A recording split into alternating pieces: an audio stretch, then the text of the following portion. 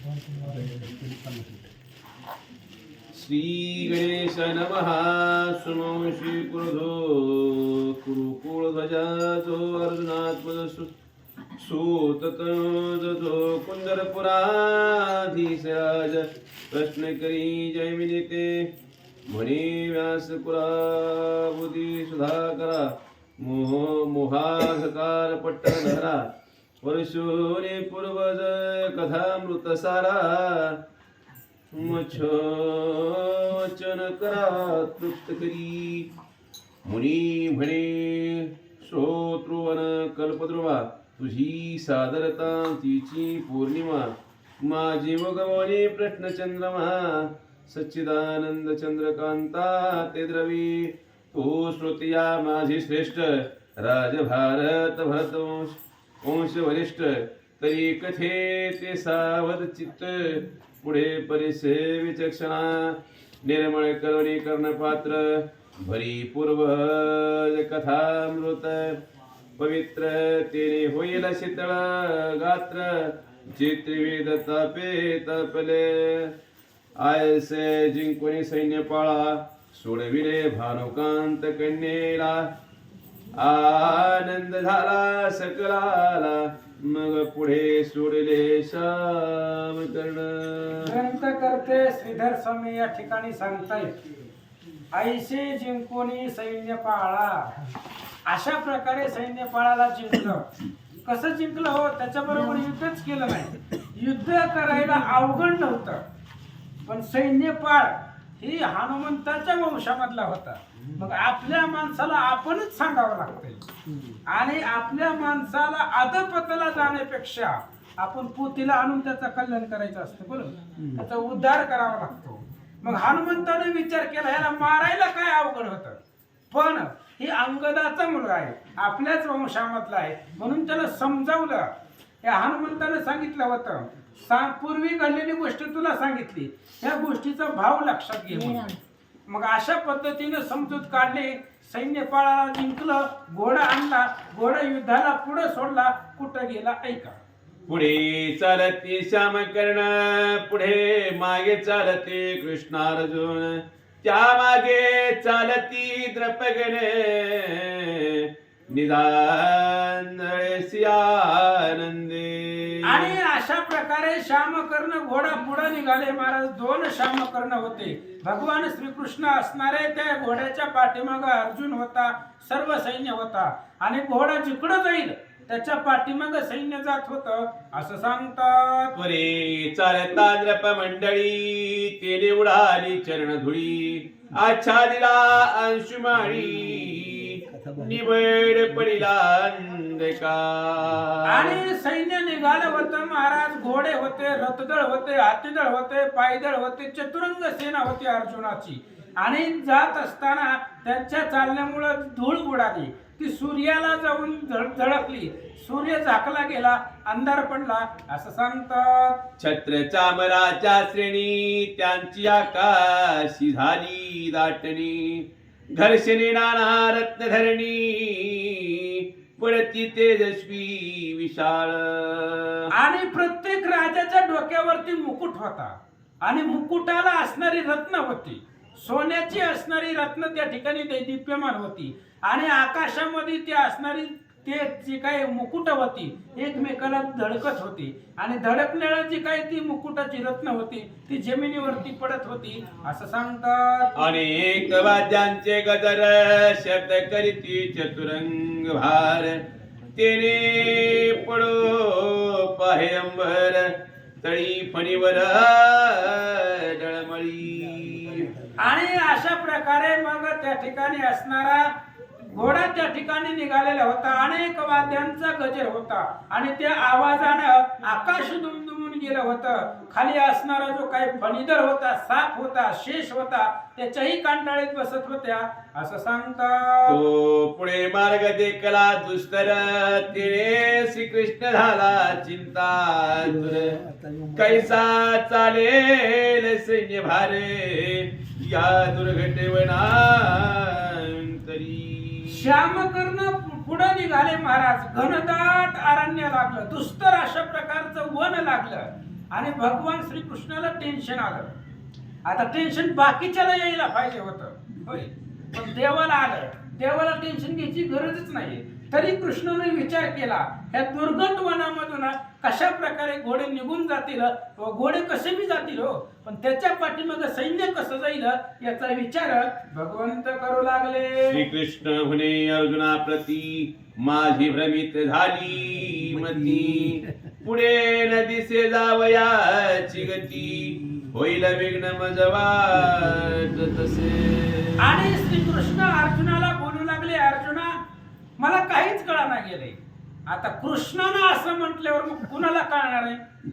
कृष्ण सांगू लागले, अर्जुना मला काहीच कळत नाही, माझी मती भ्रमित झाली, मला पुढचा रस्ता दिसत नाही, घोडे तर पुढे गेले पण आपल्याला जाता येणार नाही, दुस्तर अशा प्रकारचा मार्ग आहे, कसं करावं? भगवान श्रीकृष्ण अर्जुनाला विचारतात. मग कृष्णाशी म्हणे फाल्गुन करिता तव नाम स्मरण, भस्म होय भ्रांती भवन, तो तू कैसा भ्रमलासी. आणि अर्जुनानं सांगितलं, म्हणले देवा आमच्या सारख्यानं भ्रमण ठीक आहे, आम्ही जीव आहेत काही जरी केलं तरी, आणि तू ब्रह्म आहे. आमच्या आवर तुझ्या नावानं ही भव आणि भयाचा विस्तार निराकरण होत. तृण अग्नी मेळे समरस केले, तैसे नाम केले जपता हरी. एवढं तुझ्या नावामध्ये सामर्थ्य आहे. आम्ही भ्रमित होणं साहजिक आहे, पण तू कशा प्रकारे भ्रमित झाला असं अर्जुन देवाला बोलू लागला.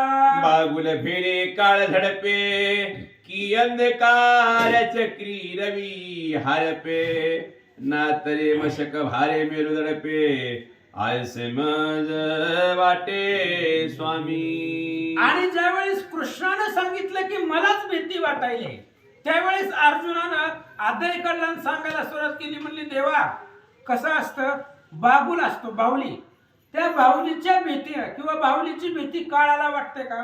काळ त्या बाहुलीला घाबरतो का? आपण घाबरत नाही. काळ घाबरणार नाही. बर, दुसरा दृष्टांत अर्जुनानं दिला. अंधार आहे आणि अंधाराला सूर्य घाबरला. असं होतं कधी?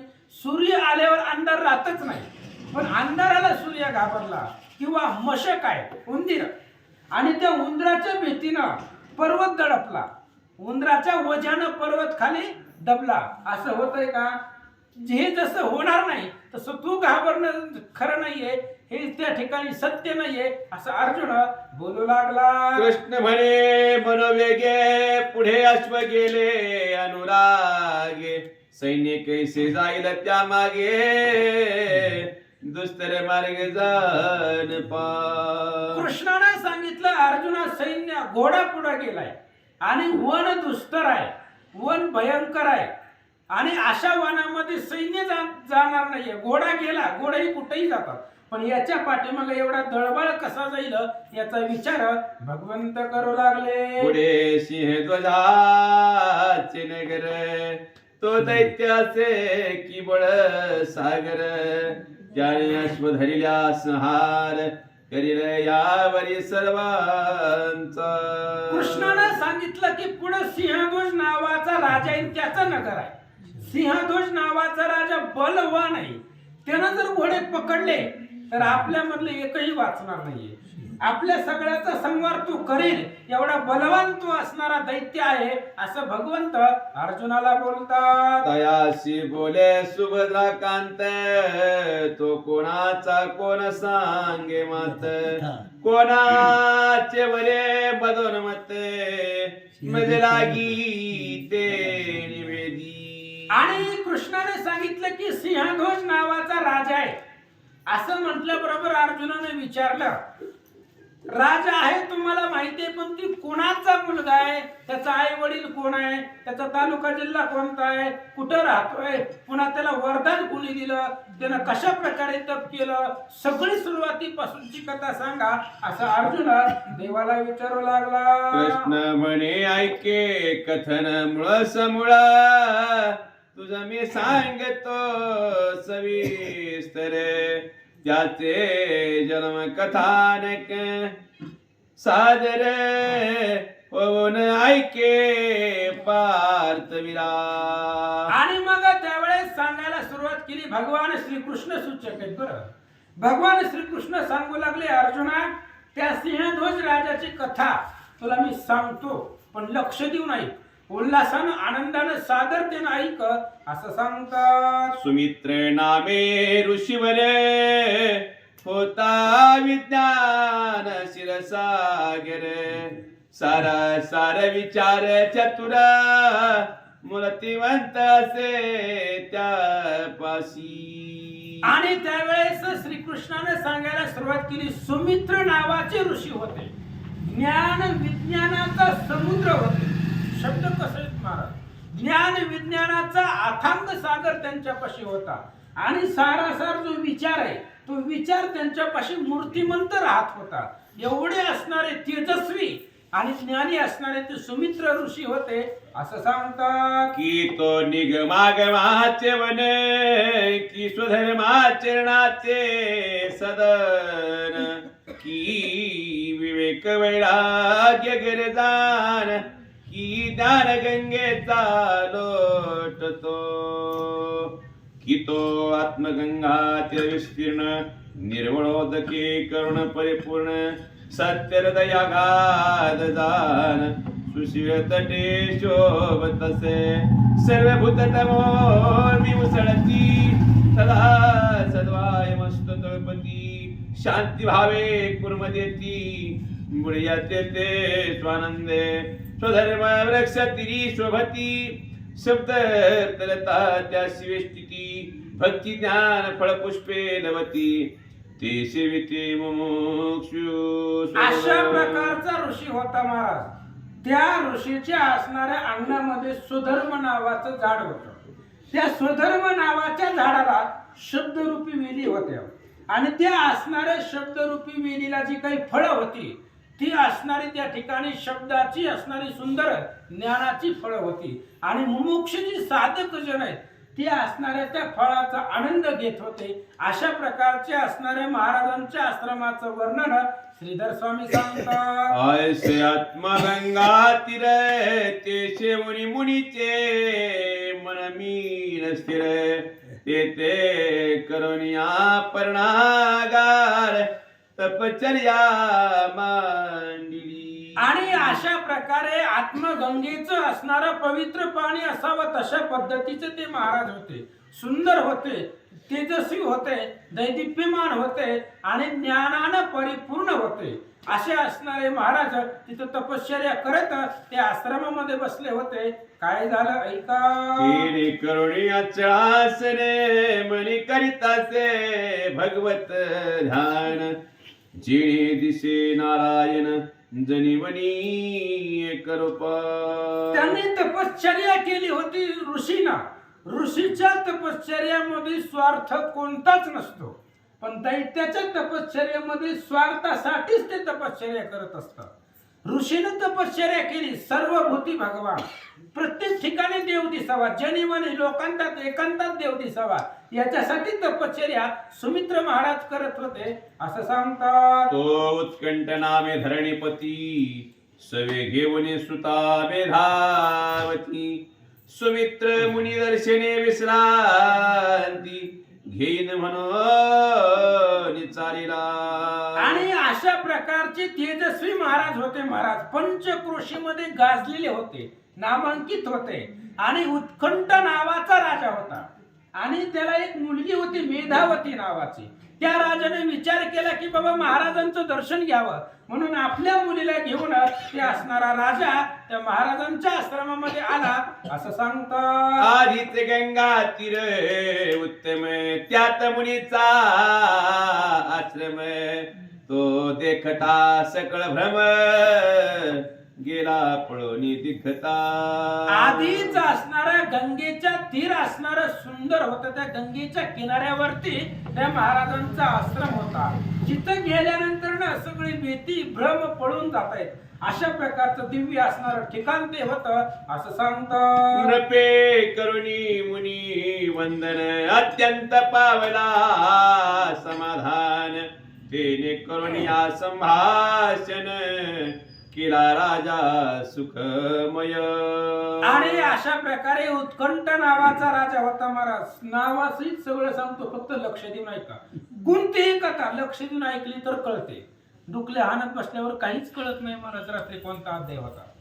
आणि उत्कंठ नावाचे जे राजे होते, महाराज होता, प्रसिद्ध राजा होता.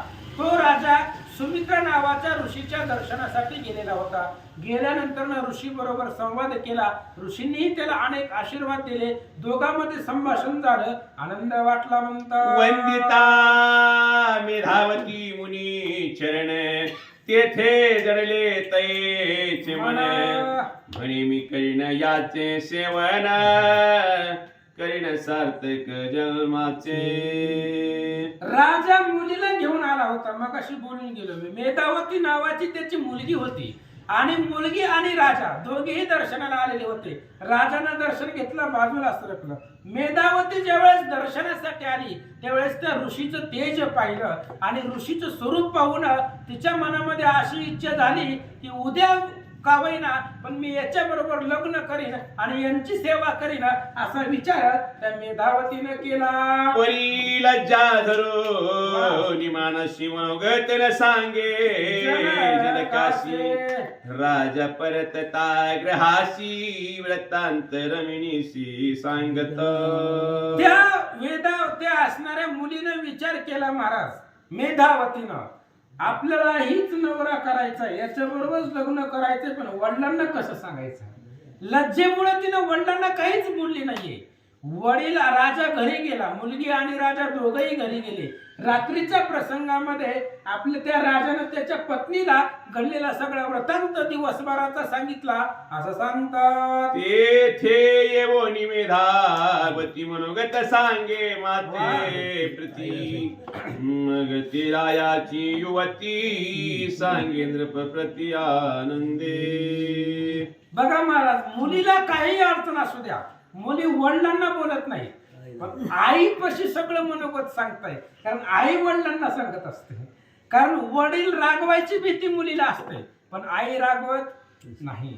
म्हणून त्या असणाऱ्या मेधावतीनं वडिलांना काही कळू दिलं नाही, पण आईपाशी गेली आणि आईला सांगितलं, आई ती महाराज आहे तिथं, मला पसंत आहे आणि मला त्याच्याबरोबर लग्न करायचंय, पण हीच वडिलांना सांगायची माझी हिंमत होत नाही. मग आईनं ऐकून घेतलं मुलीचं मनोगत आणि रात्रीच्या प्रसंगामध्ये रात्र झाले, जेवण झाल्यानंतर ना त्या असणाऱ्या आईनं त्या राजाला ही सगळी मुलीची कथा सांगितली. असं सांगतात ऐकता राव पावला समाधान म्हणे केवी अंगीकारी मुनी भूषण. मग मुनी आश्रमा जावणी ससृणा जान राव नित्य करित्या नेनता.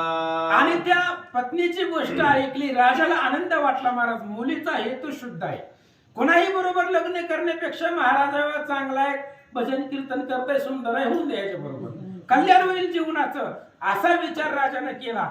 पण ही महाराज ब्रह्मज्ञानी आहे, आपल्या मुलीचा स्वीकार कसा करील याचा विचार केला राजानं. पण मुलगी आहे, मुलीला हीच वर पसंत आहे, हीच ह्याच महाराजाबरोबर लग्न करायचंय. म्हणून राजा रोज सकाळ सकाळ जाऊन त्या महाराजाच्या आश्रमामध्ये नित्य सेवा करत होता.